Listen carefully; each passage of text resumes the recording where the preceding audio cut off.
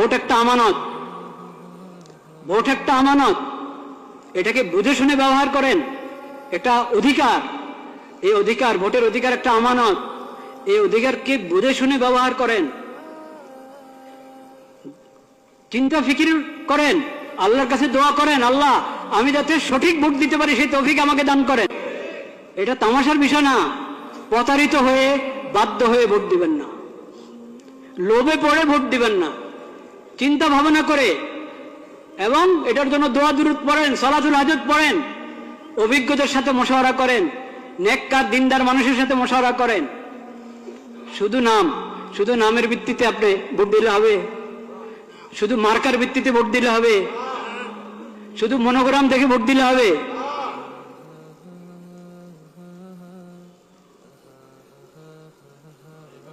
এটা হবে না, চিন্তা ভাবনা করতে হবে। শুধু নাম দিয়ে প্রতারিত হবেন না।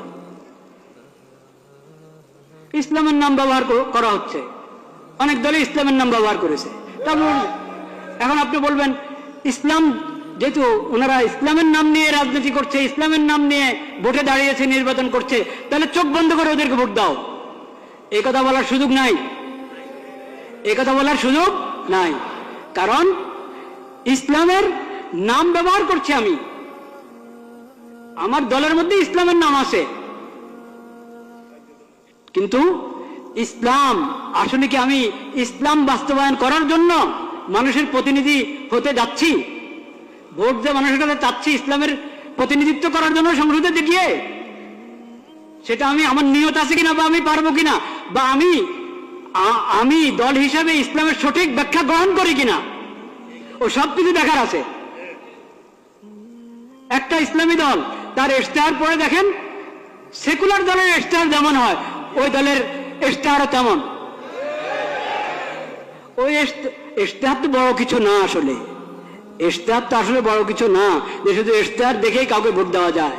কিন্তু তারপরেও এটার কিছু না কিছু মূল্য তো আছে, নাহলে সবাই ইশতেহার ছাপে কেন? তো ইশতেহার, আমি ইসলামের কথা বলি কিন্তু আমার ইশতেহার পুরো একটা সেকুলার দলের ইশতেহার মতো মনে হবে আগাগোড়া পড়লে। তো এই জন্য আমি বলছি শুধু ইসলামের নাম, এই কারণে চোখ বন্ধ করে ভোট দিবেন না। আর দলের মধ্যে ইসলামের নাম নাই, শুধু এই কারণে তাকে বলবেন না যে এর ভোট দেওয়াই যাবে না। এখানে বিবেচনার অনেক কিছু আছে। এটা তো দুঃখের বিষয় যে আমরা, আমাদের কাছে ইসলামী খেলাফত ব্যবস্থা নাই। ইসলামী খেলাফত ব্যবস্থা কায়েম করার জন্য কেউ উঠে দাঁড়াচ্ছে না। এটা তো দুঃখের বিষয়, কষ্টের বিষয়। সেই কষ্ট তো আছে, সেই ব্যথা আছে, সেজন্য আমরা ব্যথিত। কিন্তু এখন যারা যারা এই মানবিক দেশ, নিরাপদ দেশ এবং মানবিক দেশ গড়ার জন্য যাচ্ছে, তারা মানবতা কি দিয়ে করবে, প্রতিষ্ঠা করবে? নিরাপত্তা কি দিয়ে বাস্তবায়ন করবে? মানবিক দেশ কিভাবে? মানবতা, কোন মানবতা? পশ্চিমাদের মানবতা না ইসলামী মানবতা? তো ইসলামের কথা, ইসলামী মানবতার কথা আপনি বলছেন না। ইসলামী মানবতার কথা বলছেন না। যে মানবতা ইসলাম এবং কোরআনের মাধ্যমে পাওয়া যায়, নবীজির সিরাতের মাধ্যমে পাওয়া যায়, সেটা তো আপনি বলছেন না। মানবিক বাংলাদেশ, নিরাপদ বাংলাদেশ, এটা যে কোনো সেকুলার দ্বারা বলতে পারে। এই জন্য শুধু মনোগ্রামের মধ্যে কোনো আয়াত লেখা আছে, শুধু মার্কাটা আরো আকর্ষণীয়, দলের নামটা আকর্ষণীয়, এই কারণে প্রতারিত হয়ে, প্রভাবিত হয়ে ভোট অধিকার ব্যবহার করবেন না। ভোট অধিকার ব্যবহার করতে হলে আপনাকে অনেক চিন্তা ভাবনা করতে হবে, অনেক দোয়া করতে হবে আল্লাহ দরবারে, আল্লাহ আমাকে সঠিক ফয়সালা করার তৌফিক দান করো। আর বিশেষভাবে আমি আগেও বলেছি এই দোয়া করেন, এবং এখনো বলছি দোয়া করেন। সেই দোয়া হলো, আল্লাহ যার অন্তরে আপনার ভয় নাই, যাদের অন্তরে আপনার ভয় নাই, আখিরাতের হিসাব দেওয়ার চিন্তা নাই, আপনার মাখলুকের প্রতি যাদের অন্তরে দয়া মায়া নাই, আল্লাহ তাদের হাতে দেশের ক্ষমতা দিয়েন না।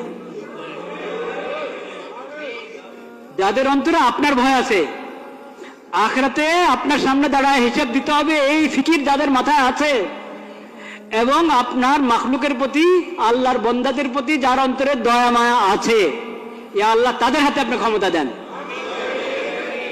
এই দোয়া করতে কোনো সমস্যা আছে?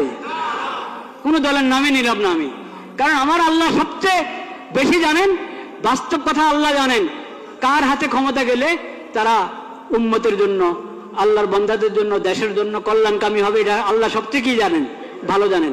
আল্লাহর হাওলা করে দিলাম, আল্লাহ তাদের হাতে দেন যারা আখিরাতমুখী, আখিরাতের ফিকির আছে, আপনার ভয় আছে তাদের অন্তরে, আপনার মাখলুকের প্রতি যাদের অন্তরে দয়া মায়া আছে তাদের হাতে ক্ষমতা দেন। যারা আপনার ভয় তাদের অন্তরে নাই, আখিরাতে আল্লাহ আপনার সামনে দাঁড়ায় হিসাব দিতে হবে এই ফিকিরও তাদের নাই, আপনার মাখলুকের প্রতি দয়া মায়াও নাই, হ্যাঁ, ইয়া আল্লাহ তাদেরকে আপনি ক্ষমতা দিয়েন না।